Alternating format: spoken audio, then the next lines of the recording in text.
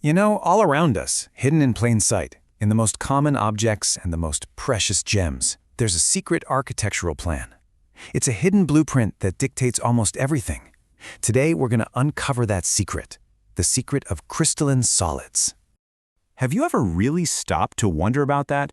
I mean, what is it really that gives a diamond its incredible hardness and that fiery sparkle? Or what gives a simple snowflake its perfect six-sided shape? It feels like magic, right? But the answer is pure science, and it all boils down to three key ideas. Okay, the first clue is this really powerful but simple word, order. Deep down inside these materials, there is zero chaos. It's a system, a profound, predictable arrangement where every single atom knows exactly where it's supposed to be. But it's more than just being neat and tidy. This whole arrangement follows a very specific, repeating pattern. It's not random at all. It's a design that gets copied over and over and over again across billions and billions of atoms. And finally, the last piece of the puzzle is precision. This pattern is laid down with atomic-level precision. The distances between atoms exact. The angles perfect. It's a kind of natural engineering that's almost impossible to wrap your head around. So order, pattern, and precision. Keep those three words in mind. All right, to really get this, we need to shrink ourselves down, way down, because the real answer isn't in the world we can see, it's in a world far too small for our eyes, right down at the level of individual atoms. So here's the official scientific name for it, a crystalline solid. Let's just break that down because it's pretty simple. Highly ordered repeating pattern. Hey, there's our order and pattern again. And that last part, extending in all three spatial dimensions, just means this perfect pattern builds out in every direction. Up, down, left, right, forward, and back to create the thing we can actually see and hold. You know, the best way to understand order is to look at its total opposite, disorder. So a crystalline material like quartz has that perfect, predictable structure.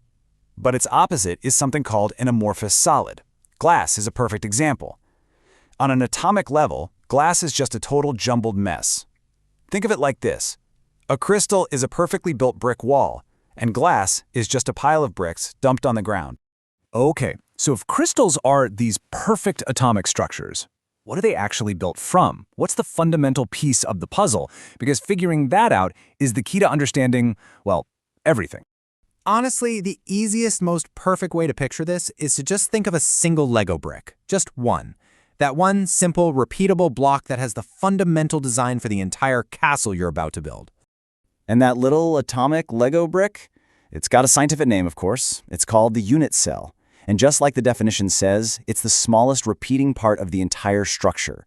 All the info, the angles, where the atoms go, the distances, it's all packed right into that one tiny fundamental block. So we've got our atomic Lego, our unit cell. Now for the big question. How do we get from that one infinitesimally small building block to, say, a beautiful salt crystal that you can actually hold in your hand? Well, the process is actually beautiful in how simple it is. You start with just one unit cell. Then nature just copies it perfectly, side to side. Then it stacks those copies, again, perfectly, up and down and front to back.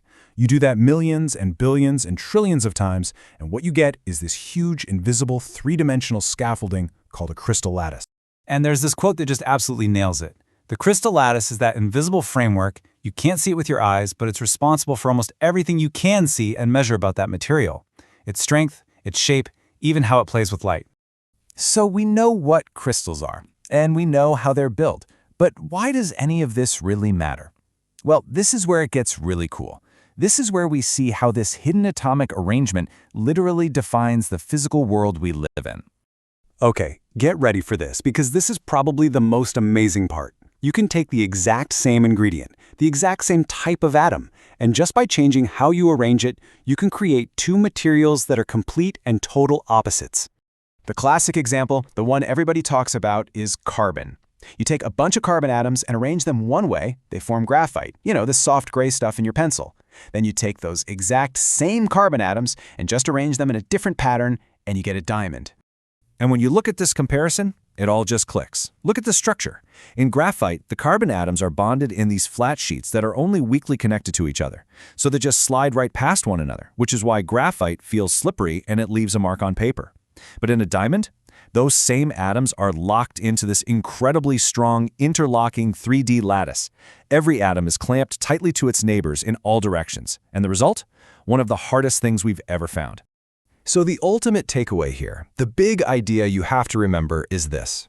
For so many things in our world, it's not just what they're made of that matters. It's how all the pieces are put together. The architecture is everything. And that brings us right back to where we started. That hidden blueprint, that precise repeating atomic structure. That's the secret to a diamond's strength and a snowflake's delicate six-pointed beauty. It all comes back to that order, that pattern, and that precision. So nature has been perfecting these blueprints for billions of years. The big question for us now is, knowing these rules, understanding this deep connection between structure and property, what new blueprints can we start to design? What incredible new materials are we on the verge of creating?